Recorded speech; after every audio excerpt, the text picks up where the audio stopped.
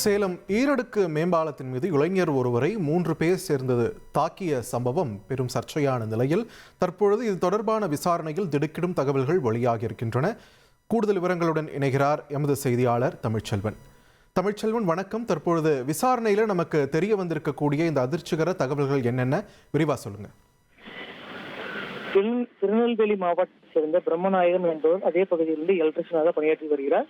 இந்த நிலையில் சேலம் அதிகாரப்பட்டி பகுதியைச் சேர்ந்த ராமகிருஷ்ணன் என்ற இளைஞரின் காதலியிடம் இன்ஸ்டாகிராம் மூலமாக சுரேஷ் என்ற பெயரில் பழகி நண்பராகியுள்ளார். பின்னர் ராமகிருஷ்ணனின் காதலியிடம் தவறாக பேசி அவரிடம் தவறாக கருத்துக்களை பதிவிட்டு வந்த நிலையில் இது குறித்து பாதிக்கப்பட்ட பெண் தனது காதலன் ராமகிருஷ்ணனிடம் தகவல் தெரிவித்துள்ளார். இதையடுத்து ராமகிருஷ்ணனை பிடிப்பதற்காக போலியான இன்ஸ்டாகிராம் ஐடி தயார் செய்து அதன் மூலமாக பிரம்மநாயகத்திடம் பெண் போன்று பேசி சேலம் வரவழைத்துள்ளார். இதையடுத்து இன்று காலை வருகை தந்த பிரம்மநாயகத்திடம் இருந்து செல்போன் பறித்து செல்போனில் ராமகிருஷ்ணன் காதல் பேசிய உரையாடல்கள் மற்றும் ஆபாசமாக உருவாக்கப்பட்ட புகைப்படங்கள் மற்றும் ஆபாசமாக பேசிய வார்த்தைகள் அனைத்தையும் அழிக்கும் முயற்சியில் ஈடுபட்டுள்ளனர். பின்னர் அந்த அழிக்கும் முயற்சியில் அந்த பிரம்மநாயகம் தடுத்த நிலையில் அந்த செல்போனை பிடிங்கி அதே வேறு இடத்தில் எடுத்து சென்று அதை செல்போனை உடைத்துள்ளார்கள்.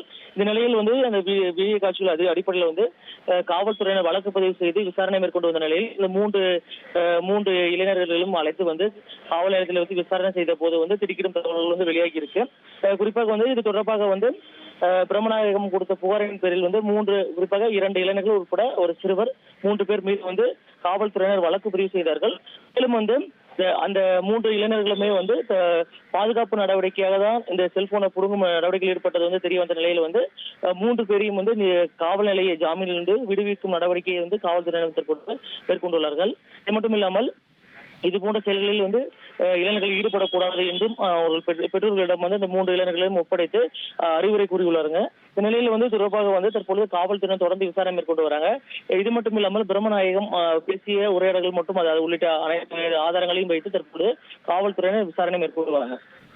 உங்களோட விரிவான தகவல்களுக்கு நன்றி தமிழ்ச்செல்வன். உங்கள் தந்திவன் தொலைக்காட்சியில் கருடா தினமும் காலை 6 மணிக்கு காண தவறாதீர்கள்.